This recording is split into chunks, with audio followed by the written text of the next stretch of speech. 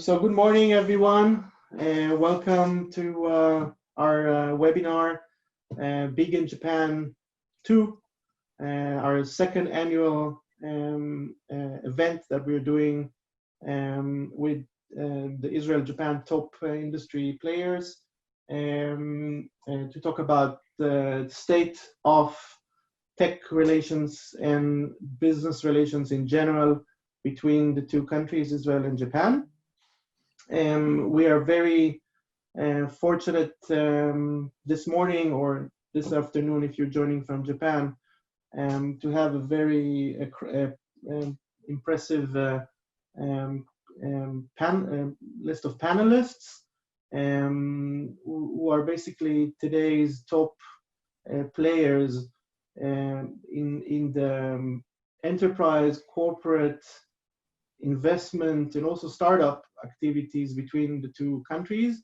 In one of our previous discussions, there was a comment that maybe the panelists do not represent the entire market because they are the most active, and maybe that's not the entire market, but we will try and examine that this morning. So in terms of the technicality and the agenda, this is a Zoom webinar. We encourage you to ask questions. As you could see, there is a Q&A icon in the bottom of your screen, in which you could type a question, and we would do our best to get you an answer. You can direct the question to any one of the panelists or to all of them, and please do that because we would love to hear you as well. In terms of our agenda for today, we will hear brief intros from each one of the panelists, explaining and presenting themselves and explaining sharing with you their activities in Israel from a bird's eye. I will have a short presentation just to warm up the discussion, to give you a recap of things we have noticed and saw between the two countries during the last year, and also some impressions from Japan today, the impact of Corona on the Japanese economy, and on the future, basically. And then we would move to a discussion among all panel members, which would, questions that we have prepared, and then thereafter we would finalize it with questions from you. So I'll start by having each one of the panelists present himself. So my friend and colleague Shirley Binder, please. Well, good morning, everyone. It's a pleasure being part of this distinguished panel. I think that for me is the most important thing to present Samurai and share with the participants our activities in Israel. So we are a Japanese VC placed in 3 different places around the world, in Japan, in Israel, and Africa. And the Israeli branch is focusing on investing in early stage startups with core software enterprise solutions. We are available for everyone and willing to meet and hear any interesting solution you might have.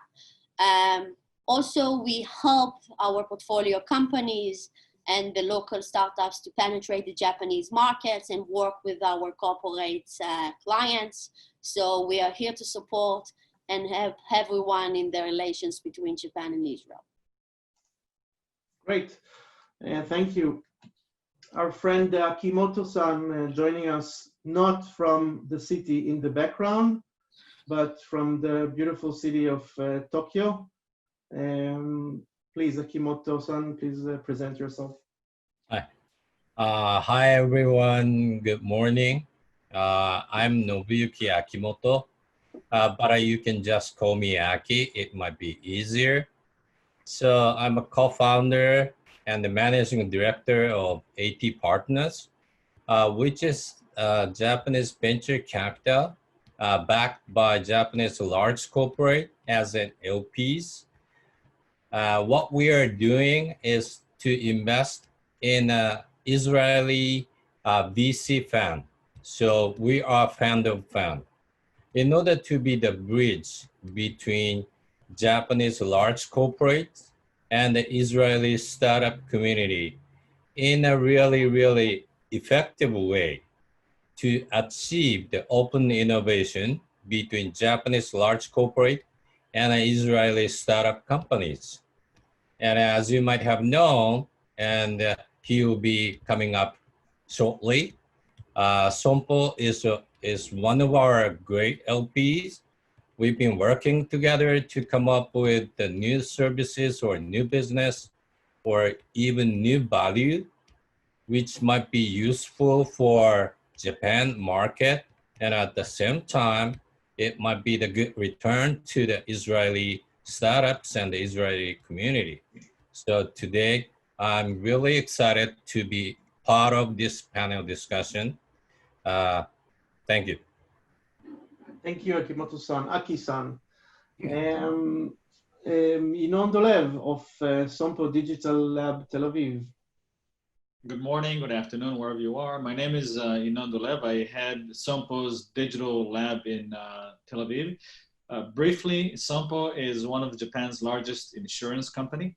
It's actually a multinational company operating in more than 30 countries as an insurance company. Specifically about innovation, we're part of an array of 3 digital labs located in Silicon Valley and in Tokyo. We bring innovation to Sompo in Japan. Our focus is to launch new services, new businesses, leveraging digital technologies in various areas, particularly in Japan. Our areas of interest are mostly digital health, insurtech, mobility, cybersecurity, and agriculture, and some other ones as well, but those are the primary ones. We also invest in startups through our corporate venture arm and in other ways. In the past 2 years, Sompo has made about 6 investments in Israel and multiple projects and initiatives. We're a team of 7 people in Tel Aviv, supported by others in Japan as well. We're looking forward to this panel. Thank you. Thank you, Inon. Eitan Naor of floor is yours. Thank you, guys. Good morning, good afternoon. Happy and welcome to be here. I'm Eitan, managing partner of InVenture. InVenture is the corporate VC arm of Sumitomo Corp in Israel, and a part of Sumitomo's global CVC platform that has 6 locations worldwide. We established the fund actually almost a year ago, June of 19th, and started investing with a very interesting and special investment strategy that I would be happy to share later. We have a team of 7 people, a combined team of Israelis and Japanese. We have 2 senior colleagues from Tokyo that have relocated to our team to Israel. And that creates a very special blend, and I think a blend of experience that can help entrepreneurs really work with Sumitomo Corp. Very briefly, Sumitomo Corp is one of Japan's largest conglomerates and investment businesses, basically doing business in every aspect of our life. And as such, we are pretty much aligned with the corporate's needs for digital transformation, investing in 5 subdomains. Not in a specific order. We do cyber and IT, we do digital health, we do mobility and automotive, we do ag, tech and food, and we do energy. We've done so far 2 investments, and one of the special things we do for the Israeli portfolio companies and entrepreneurs, we are a hands-on team working diligently to help our portfolio companies actually execute business with the various Sumitomo entities and group companies. So again, thank you for having me this morning, and happy to share our knowledge, our experience with the participants. Thank you very much, Eitan. From the beautiful city of Singapore, we have Arun, who is heading the Asia market for Spark Beyond. Super interesting startup company. Please present yourself, Arun. Konnichiwa. And probably I'm the only guy on the panel who does not have money. So all I have is to give free advice, which I guess nobody wants. But as Guy rightly said, yes, I am based in Singapore. I head the Spark Beyond business for Asia Pacific. Spark Beyond is a young Israeli company. We were founded way back in 2013. And we did something unique. Most companies turn left, go to US, then turn right, go to Europe. And then if there is an event, they come to Asia. For some reason, I've had a long love affair with Israeli companies. We decided to turn left and right at the same time. So while we were going to US in 2016, we decided that we should also come to Singapore in way back 2016. And Asia is a collection of countries. It's not a region, as many of you would know. Japan always stands out as a unique country where you want to do business because it is very attractive. And we've really tried hard. We have enough scars on our back to tell you what not to do and what to do. And we hope to share some of those experiences with you today. Awesome. Thank you, Guy. Awesome. So as everybody could see, we have a very, very interesting variety of panel members, financial investors, strategic investors, fund of funds, and startups. And we hope to enrich and enlighten you in the coming minutes. I'm Guy Lachman, and I'm a senior partner in the law firm of Cohen. It is one of the largest Israeli law firms today. We have more than 200 attorneys in general and more than 330 professionals. The firm is quite unique in the local landscape. I would say because of three main reasons. The fact that we are primarily focused on technology clients of all sorts, industries, and stages. And the fact that we are the only Israeli firm which combines a patent firm together with a law firm. That makes a lot of sense if you are a technology company or if you are a technology investor. And we are also proudly the only Israeli firm with organic offices outside of Israel. We have 4 offices today in Boston, New York, and Los Angeles, and in London, UK. And we have local desks that are managed from Tel Aviv of other countries. And I am Perl Cohen's luckiest partner because I am in charge of the amazing country of Japan. So before Corona, I used to travel 4 times a year. Now it's going to be much less, unfortunately, but I'm happy because Lufthansa sent me an email yesterday saying they are keeping my mileage. So I got lucky. But we are very proud to also say we work with all the panelists as our clients, and it's great to be here. So this is this information shows you a very that is taken from Startup Nation Central publication, and shows you a very interesting phenomenon when it comes to participation of foreign countries in Israeli tech investments. You could see how dominant the US is, where you look for the origin of the investor. You could see other countries, and you could see, in a way, a disappointing number of only 3% in 2018, based on the figures that we'll show you shortly. It's more or less the same today. That comes from Japan. And this is despite the fact that we are talking about the 3rd largest economy. In terms of number of acquisition by country, Japan is even less than 2% of the acquisitions that were made in Israel. This shows in my opinion, the amazing potential that we have, because the capital exists in Japan, the interest exists, as you will hear today, we are talking about how to increase it. A very, very high level overview of the changes that were made or during the last year since our previous Big in Japan event last May. This information is a collection of various sources. Some of them are also taken from our friend Elhanan Harel and others, and credit to him and to others. So today we are seeing a very large interest by Japanese companies of all industries in Israel. There's more than 120 companies that have actively have operations in Israel. Some of them have local people here, and that number is growing.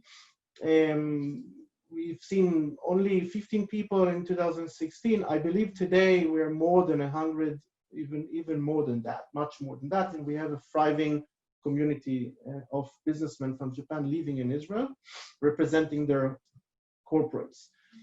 This is, in my opinion, the most interesting figure here, because this shows the size of investments that were made in the course of the last 2 years. You could see that the total amount is approximately the same as in 2019 as it were in 2018. However, in 2019, we have counted more than 60 deals, and it shows you that the amount of traffic, of transaction traffic, is doubled, and that's a very, very reassuring sign, in my opinion, because more Japanese companies are doing deals in Israel. The deal size is lower, but still we see more traction. 70% of the investments were made by companies that for them it's the first investment in Israel, which also is a very optimistic sign. I think 2019, as many of the people on the panel would confirm, was unique because we saw new entities coming into Israel, not just corporates, but also designated venture capital funds, meaning Japanese VCs that are focusing in Israel, Japanese fund of funds that are focusing on VCs in Israel, corporate VCs, and so on. And we see more innovation and R&D centers that are open. However, this is all true until February, and then came Corona and basically changed everything, as all of you know. And this webinar will also try and touch on the impact that Corona had on Japan in general and on doing business with Japanese people.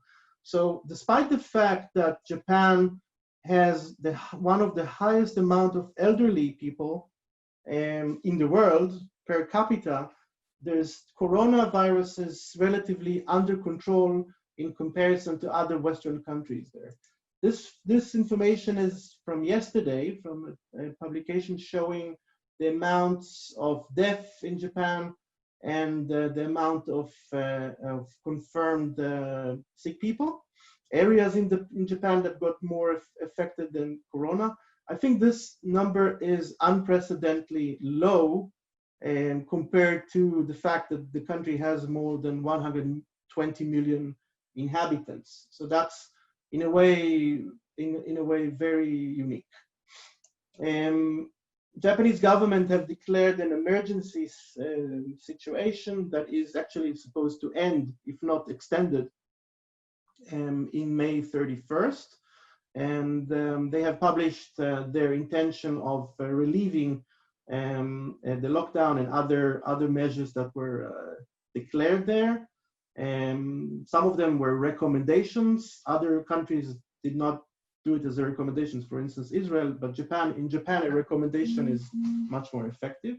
This number is not a mistake. The Japanese government has undertaken almost a $1 trillion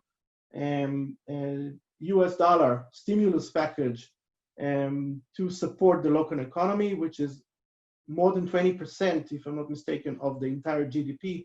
This is an amazing figure. However, signs are starting to show that the Japanese economy is slowly sliding into recession. Here are some public, headings from websites and newspapers in Japan that were published this week, where you could see that signals are becoming more and more apparent, and the impact on the Japanese economy would be significant. The question is to what extent.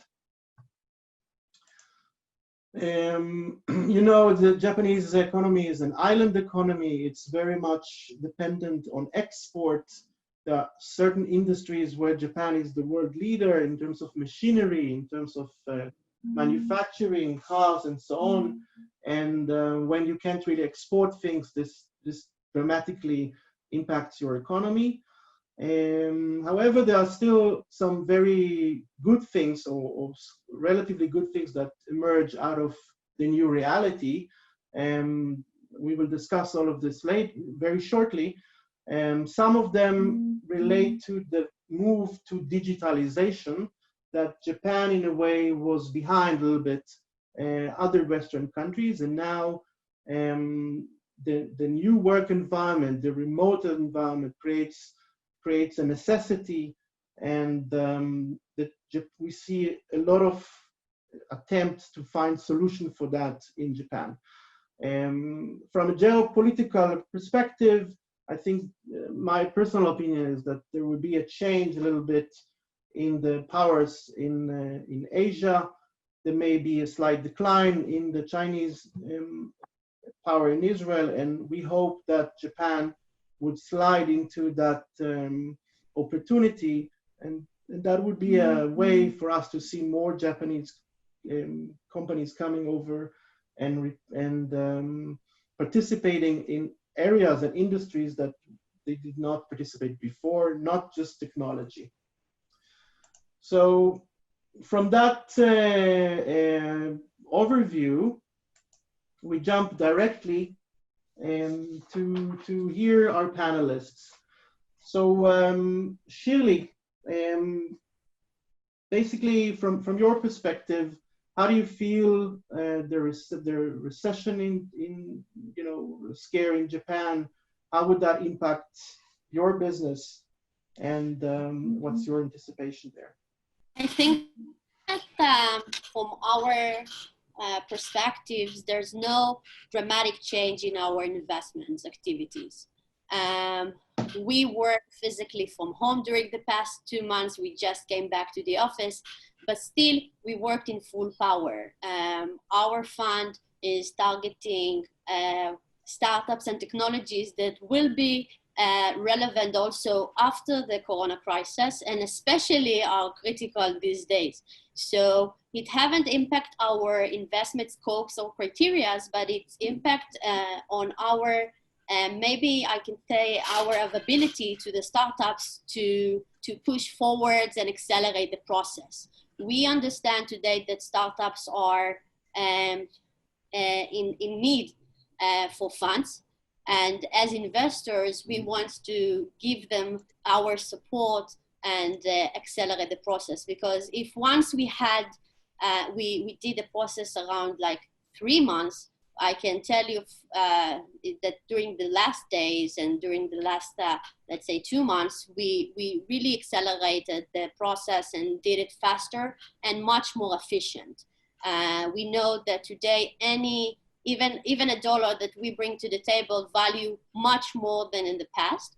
And of course, we're not only talking about the money, we're also talking about the added value that we bring as a key player in the local Japanese ecosystem. And that's like supporting the startups while they are penetrating Japan and helping them connect to relevant enterprise companies and relevant future investors as well. So I think the mindset of us being like a Japanese Israeli VC is to be more attentive to the startups and to provide them with our immediate response. and I think that's a really crucial thing that we all as investors needs to adapt these days. Right. And Aki-san, from the local perspective, how do you see it from Japan? Is the discussion about potential recession genuine? How do you feel things? Where do you feel things are going? Yeah. So at the very beginning, I have to distinguish between the VC, which already raised the fund, and the corporate, including the corporate venture capital. That's really important. I think, as Shirley mentioned, the like Samurai or Sumitomo, which already has that money, I think they can keep on investing as normal. But there might be the different situation from the viewpoint of the corporate. So I think let me briefly touch upon the 4 points about Japan's situation, because it's going to be a kind of the basis for today's discussion. So the first one is macroeconomy. As Guy mentioned in your presentation, unfortunately, macroeconomy, our GDP dropped 3.4% for first quarter of this year. And moreover, maybe 21.2% will be dropped for second quarter this year, which means it may maybe 1 year or 2 years to recover the economy, which used to be. This is the first thing. Number two, I would like to touch upon about the investment side. Yes, please. So, you know, the amount of the investment in startups in Japan, we are not talking about the investment outside of Japan. Investment in Japan, 2 billion for 2016, 3 billion for 2017, and 4 billion 2018. Unfortunately, I don't have the number for 2019, but I'm sure that it exceeded 2018, 4 billion. So when we take a look at, for example, 4 billion in 2018, 30% of the money are from corporate, including the corporate venture capital. And as you can easily imagine, that many of the money are from corporate to the VC fund. So in that sense, I can say that the more than 50% effectively are from corporate, including the corporate venture capital. So the corporates are really important players in venture ecosystem in Japan. And moreover, this is the unique, it's a kind of the interesting survey result. Deloitte did the survey last month toward the large corporate in Japan, which are doing the corporate venturing activity. The target companies are 216 companies. And more than 90% of them said that they will slow down or decrease the amount of the investment for this year.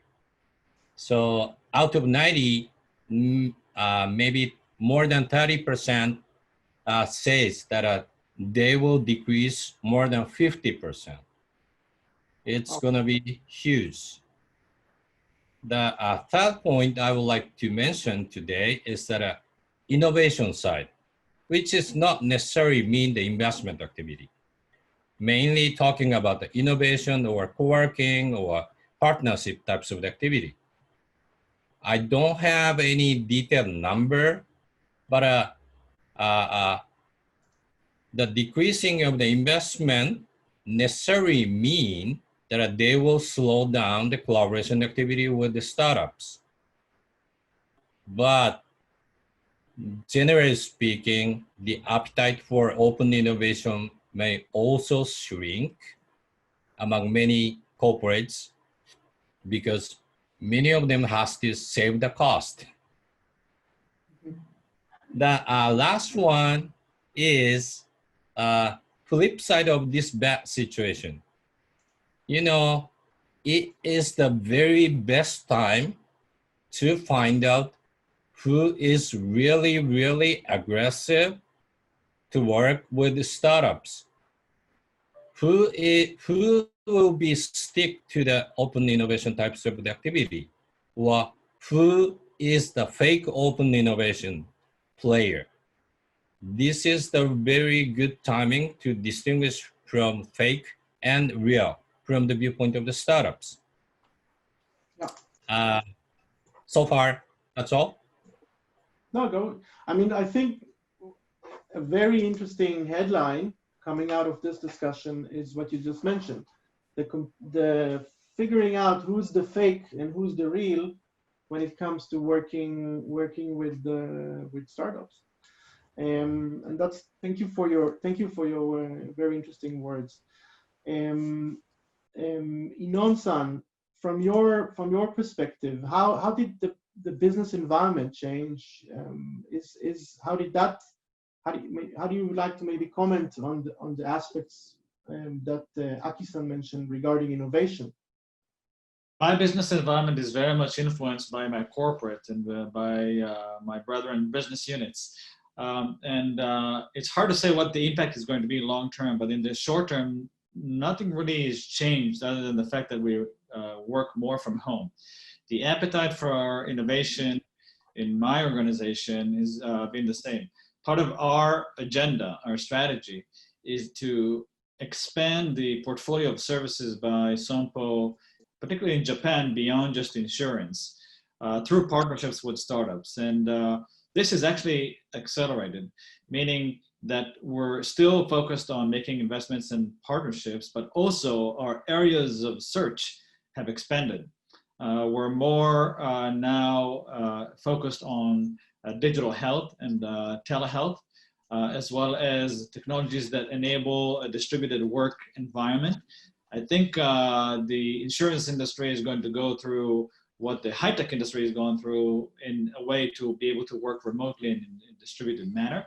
It also contributes to the work-life balance. And also, I think that the digital transformation of organizations such as ours is now being accelerated. Just as an example, we recently completed an investment in an Israeli startup, and the signatures were acquired by an executive.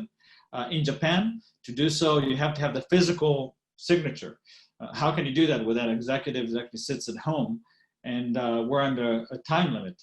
And so digital signatures. And so the organizational digital procedures and digital transformation is now, I think, being accelerated, at least from our perspective.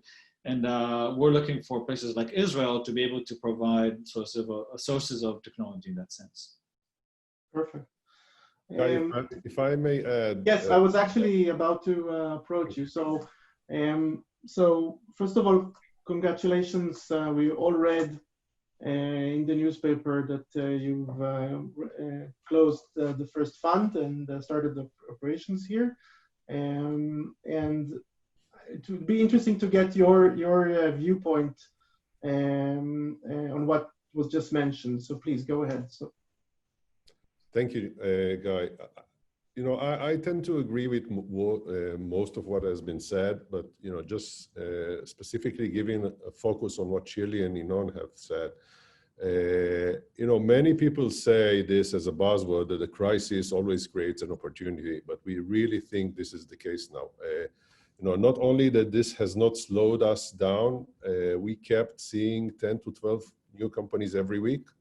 You know, this time through Zoom or other manners, not meeting the entrepreneurs physically, but our pace has not slowed down, and we've been very selective about, you know, the top-notch startups before the COVID, and we remain very selective, you know, during these times as well. So, you know, one of the things we're seeing valuations going down, people becoming more reasonable, which is yet another opportunity for investors like us to, you know, do an investment which makes more sense.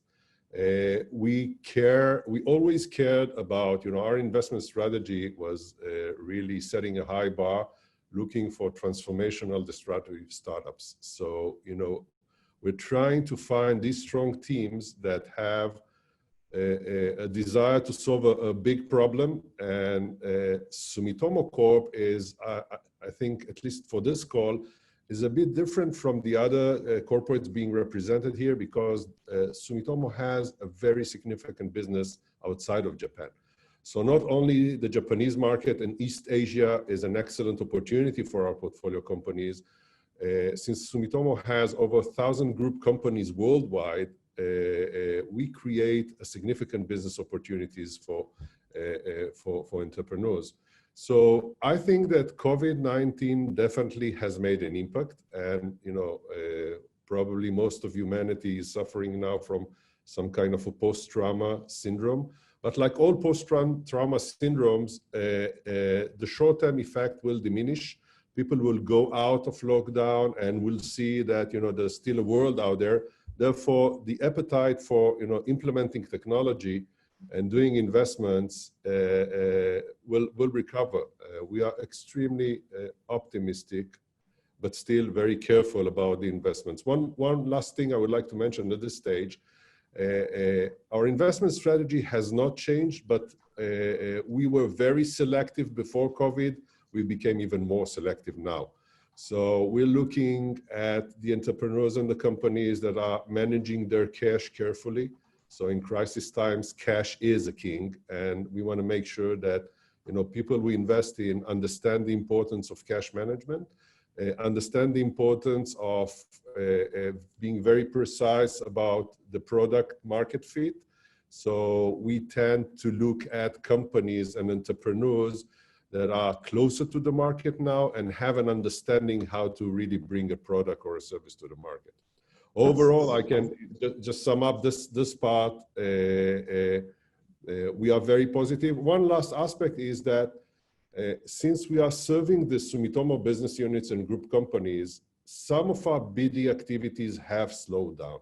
So, it's really difficult to engage with people when they are at home and, they are not able, to exercise office time. But I think this slowdown in terms of business activities or business development activities is temporary.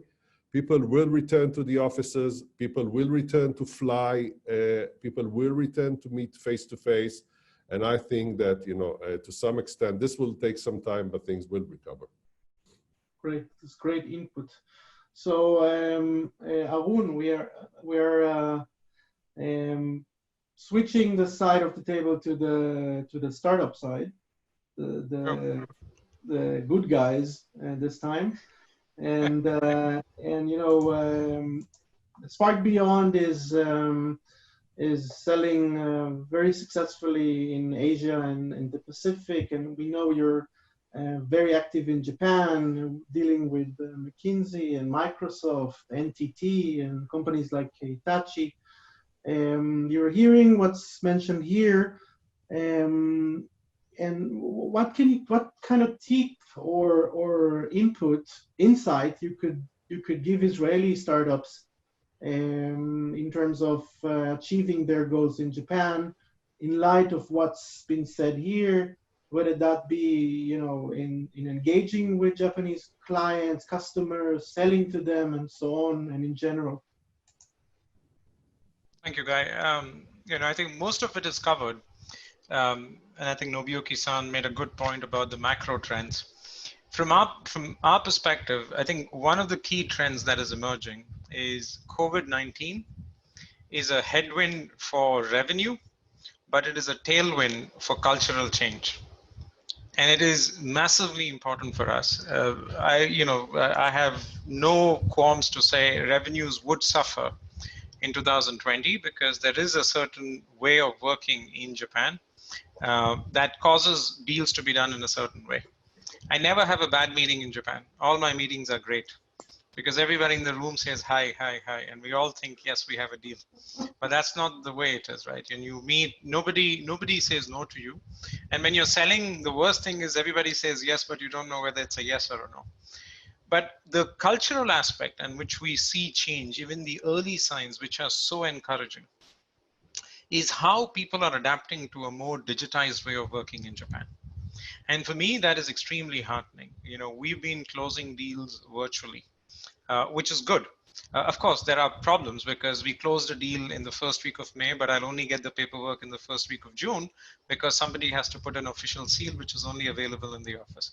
But the fact is we did close that virtually, which is a massive step, which I did not think would have happened otherwise. So there is a mixed bag. I'm very positive about the changes. We need to, we are conscious the growth of revenue would be a little bit depressed, but I can take that for the long-term growth that comes in. In terms of what we have seen work, and I must paraphrase this because we are a B2B company, we sell to large enterprises. Therefore, the deal size of a certain value, the sales motion is a certain thing. We're not selling to end consumers.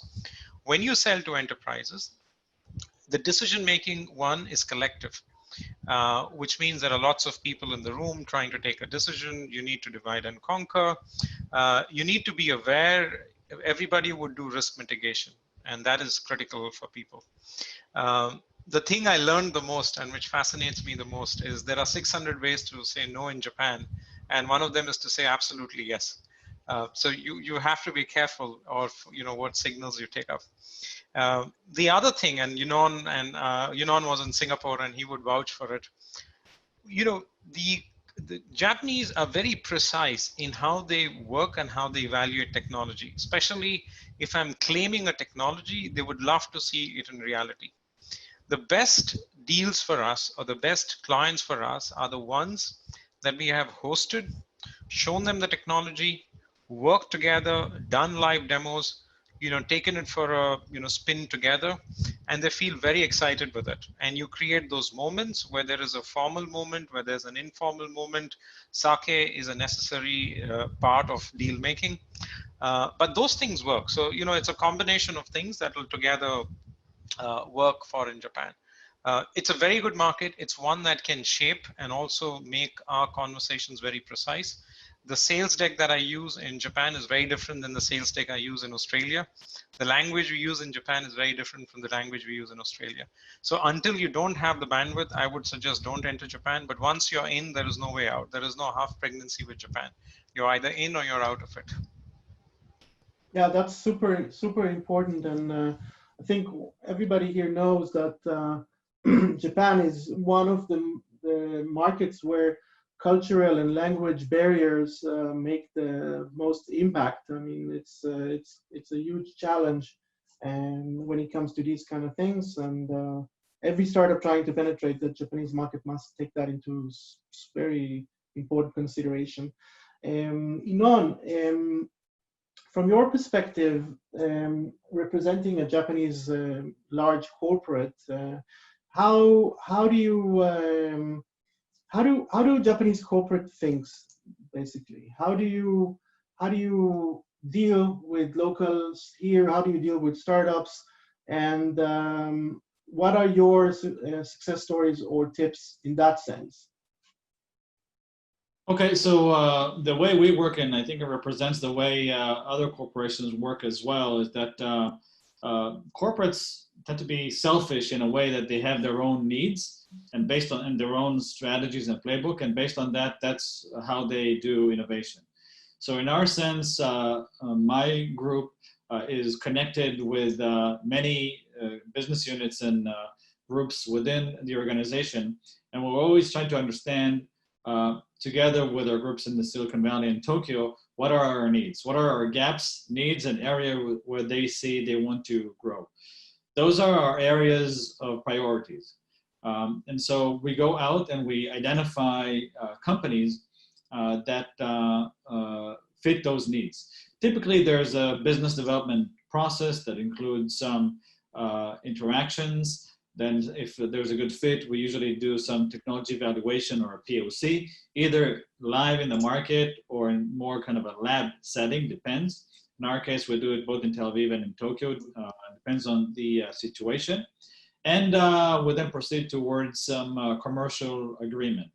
What has worked well for us is that the way we work is the innovation teams have a lot of autonomy in negotiating and interacting with the Israeli startups. It's not just kind of performing some research and scouting activities, but letting the business units do all the heavy lifting.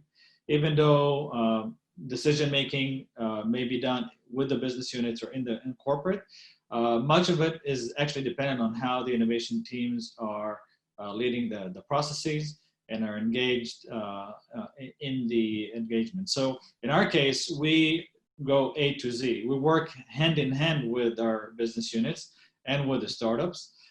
We form the commercial agreements. In our case, we also come up with some initiatives to how to create new services based on technologies. Things may take time because we are corporate, and as Arun mentioned, there are processes that we have to follow, and especially these times, they may not be the most agile ones. But what's interesting is that it's actually changing. The trend is that we are trying to go more agile and understand the needs of those startups. So this is how we operate. Wonderful. So Shirley-san, I would love to hear your view on that question, basically, and because Samurai is also is a fund that is in very close touch with its limited partners, who are large Japanese corporates. And what do you hear from your side? I think that I totally agree with how Yenon just described their activities. I think that from us managing like a project with enterprise companies in Japan, we see that we have a crucial part in the relations between the startups and the corporate, meaning that we always like to say that we trying to make sure and manage all the project aspects from the legal side, sending draft to both parties. We are part of the deal, meaning that it's a third party relations, and all in order for them to focus only on the technical issues and the engaging the relations. I think that we've witnessed so many times that without us being mediators in between, there's a huge gap. There's a huge gap understanding. Sorry. Both parties sometimes have the willingness to collaborate, but a lot of things are being missed in between. Us being devoted to the projects, and when I say us, it means both the Israeli team and our Japanese team placed in Japan. We are all combining forces and supporting the project. I think that we've been to Japan so many times. I think one of the best times I've been there was part of like watching the live project between the corporate and the startup. I was like, we were there for 3 weeks, hands-on, working together with the startup and the corporate, trying to brainstorm together and basically giving them the skills and the tools to do it in the future on their own. For us, a successful project will lead for an independent relations in the future, meaning us leaving eventually the project and giving both the enterprise and the startup let's say a good blessing for the next steps they will decide how to do in the future. So I think the most important thing is to find a good company and a good supporter that knows, understands, and have the professional skills and knowledge how both cultures are doing business. I think that coming to Japan as a startup on your own without any support, it's a little bit of it's a little naive to assume that you will find successful collaborators and reach like new goals and heights.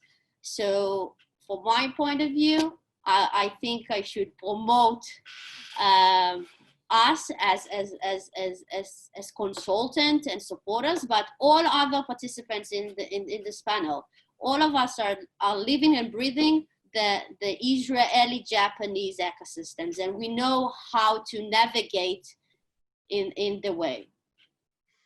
So, Aki-san, we've heard your macro projection, which is a little bit pessimistic. Do you hear what the panelists are saying? You hear what their corporates are asking them to find? And from your perspective, do you think there are, what are the new opportunities that COVID has created, between Israel and Japan? Yeah, from the macro viewpoint, the number are not good enough, but from the momentum of the open innovation might be accelerated by COVID-19. As Aaron mentioned before, especially from the viewpoint of the digital transformation, maybe in the area of digital health or medical or e-commerce or maybe workforce management. As you know that many of the people has to work from home, but unfortunately that types of the infrastructure are not well developed in Japan, especially in a small or medium size of the corporation. So I do believe from the bird's viewpoint, the appetite of the open innovation will be accelerated. But in short term, as Aitan mentioned, it may be slowed down. So the important thing is to find out, as I mentioned, to find out who is serious about the open innovation, even in short-term basis. You know, we already find out that Sompo is still aggressive and Sumitomo is still aggressive. That's great. What else? So in order to find out the right company or right partner, as Shirley mentioned, the startup Israel may need some player fill the gap or support them find out the company which is still aggressive. Especially in addition to the what Shirley mentioned, maybe I can say that it's really hard for you guys to find out the right person who make a decision to move forward in a Japanese corporate. Even if you have the CEO of Japanese A company in the meeting, he may say at the very last of the meeting, okay, I'll go back to Japan. We will have the internal meeting and get back to you. Even CEO said so. But sometimes a kind of the manager may say, oh, that's great. I would like to move forward.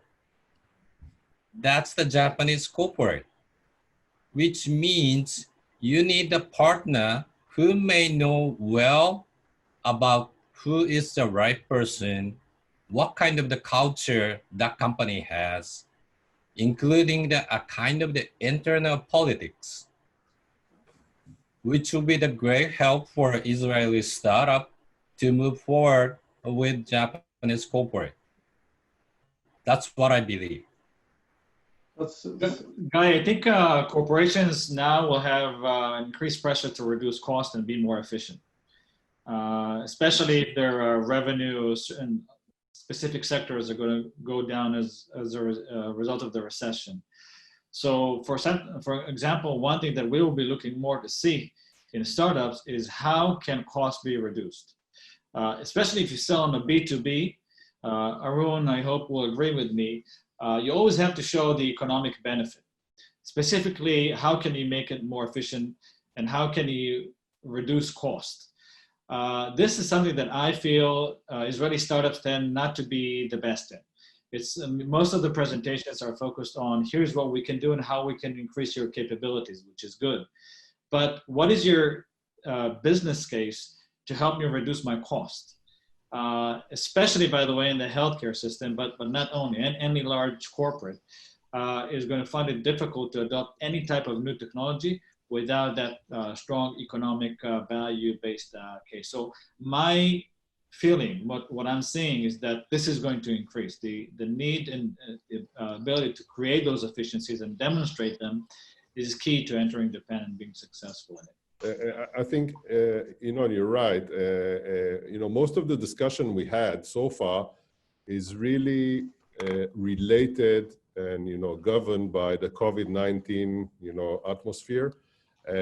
But we all know that, our respective corporates and investors have always had a very long-term view and have always had a long-term view of, where society is going to. And this is why they all look at, digitally transforming, as Aki-san said. So I think, when we are giving our startups and portfolio companies some guidance, short-term COVID-related things are important. And I agree that, cost savings and, some digital enhancements to help our corporates cope with the, current changes are very important. But at least our mission, and that is the way we have set the fund, is really to create a long-term impact. And when you look at that long-term impact, you can assume that maybe COVID-19 is the preface for COVID-20, 21, and 22. And therefore, our expectation is really to transform digitally Sumitomo Corp and the other corps in a way that will make these businesses more resilient in the future. So, there's a mix of looking at the short term and the near term, but being investors and working with Japanese, corporates, we have to take the long-term view. And the long-term view is how do we help them become more resilient and transform using Israeli technology? I think we should not lose sight of this major mission that we have. That's great input. Aaron, you wanted to mention before. Let me build on what Ethan and Yunon said, right? There were some great points built up over there. We fully agree, there are headwinds that present challenges. As Israeli companies, if we pitch to a US audience, we're very inspirational in our pitch. But when we pitch to a Japanese audience, we have to be very functional. We have to call out now how much time does it save, how much efficiency does it drive, what is in it for them, and how can success be measured. The good thing is, once you're over the hump, Japanese companies still remain cash rich, which means as a young company, what you could ask for in return for proving what is written on the tin is actually what the product does, is negotiate better payment terms. So I recently closed a deal and we said, look, we need payment in advance and I need a full year payment. And they didn't shy away from it. They said, yeah, cool, we'll make it happen. Which is a great thing for a young company, because instead of thinking of raising capital or instead of staggered revenues, you suddenly get upfront revenue, which Japanese companies are able to do. So while it is tough, even you can get something in return. And if you negotiate in the right way, it becomes a two-way street for both sides. Right. So maybe we take a question from the audience. Ofer Finkelstein is asking, is there any interest in Japan in hospitals, commerce, enterprises to fight COVID-19 by disinfection of open door public spaces? So maybe we take this to a different, to add to this. Is there other specific, maybe this is for Inon, in terms, I know that Sompo is also very much involved in hospital and elderly care in Japan. Did that create an opportunity specifically, and why digital health of all other fields is the king, basically? Great. So yes, I think there's an increased interest in innovation related to healthcare in Japan, specifically for COVID-19. It's not the kind of adoption you're seeing in the US, where the healthcare system is so stressed that you have to accelerate the regulatory processes to get stuff to market quickly. But there is a need. and yes, specifically with elderly people. For example, and Aki, you can correct me if I'm wrong, in Japan, much of the services are actually provided by hospitals and local clinics and are insured by health unions, either by the employer or by the government. Doctor visits are very cheap. So basically, it's done face-to-face. People go to the doctor to do it face-to-face. But the system is now realizing that there's ability to create efficiency in telehealth. And that hospitals can be regional hubs, even through telehealth, by providing those kind of services around them. Also, yes, the health of elderly people is important. Sompo is one of Japan's largest nursing home chains. So the health of our customers is also, of course, very important, especially when it comes to pandemics, and being able to control that. Any type of mean is of interest to us specifically. And so in that sense, I would say what we're seeing, it's not the type of massive distress you're seeing maybe in some other more stressed countries, but more kind of controlled. But yes, there's specifically from the government all the way down through the value chain, an increase in my projection is that we're going to see more and more technologies going into Japan to focus on that. Great. So we are about to wrap up the webinar. Maybe we will do last question, surprise question to the panelists. In 2 sentences, how do you see the coming year, 2020? Let's start with you, Akimoto-san. 2 points. One, from the viewpoint of the open innovation, I'm really would like to focus on the company which really is serious about the working with Israeli startups. So in that sense, I think there are still enough company which keep interested in working with Israeli startups. That is the 1 point. Regarding the investment, as I mentioned, as I shared in the beginning of the meeting, it may slow down, but the good point or good possibility is that investment does not impact on companies' PL. It's just a matter of balance sheet. So it may not slow down. Mm-hmm. And I'm not optimistic about the economic growth in Japan, but I believe that many of the startups can take the tailwind of this bad situation and can grow with the Japanese market. That's what I would like to say. Perfect. Eitan, 2020.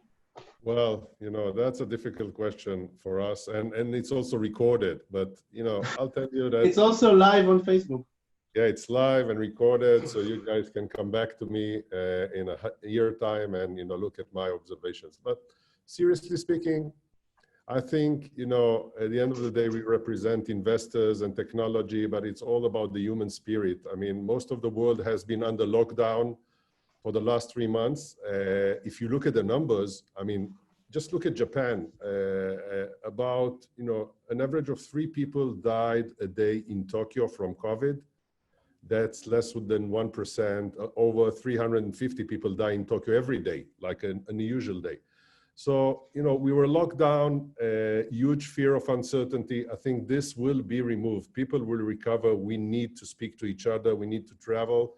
There will be a short-term impact, maybe a mid-term impact. It's more, in my view, COVID is more of an economic epidemic or pandemic than really a health one. So overall, I'm optimistic, meaning there's a hit for economy. Economy will become stronger. Maybe it takes a year, maybe it takes 2 years. Technology will help, facilitate that. But overall, and then you can come back to the recording, I'm very optimistic about the future. Perfect. Okay. Aaron. So, Guy, you said 2 statements. I'll keep it to 2 to start with. I think I'm going to miss the 2020 Tokyo Olympics. It's a shame it's going to be pushed to next year. Maybe it's going to be Sec- cheaper in 2021. Hopefully. Second, obviously there's a lot of virtual drinking. They call it Zoom no me on Japan. So you don't see people in the metro stations in the morning after a long drinking session, but you see them in Zoom and they can collapse at their bedroom itself. But you know, one thing that we look forward to business is external change has always worked very well in Japan's history. It opened up after 300 years of being closed. You know, there's a lot of changes that have happened in the last 10 years. I sincerely hope this is an enduring change for corporate Japan. There are ways of working, embrace of digitization. We clearly see there will be some breakaway corporations, you know, some of them that are represented here, which will embrace a new way of working and therefore spur innovation, and therefore companies like ours have a greater play to do. It's very difficult to play to status quo, but the disruption would lead to something. How do we stay agile? How do we stay nimble? How do we build the stamina is a question for us, and you know, for everybody on the panel who's investing in companies where the future is bright. Maybe tomorrow is a bit challenging for all of us. Perfect.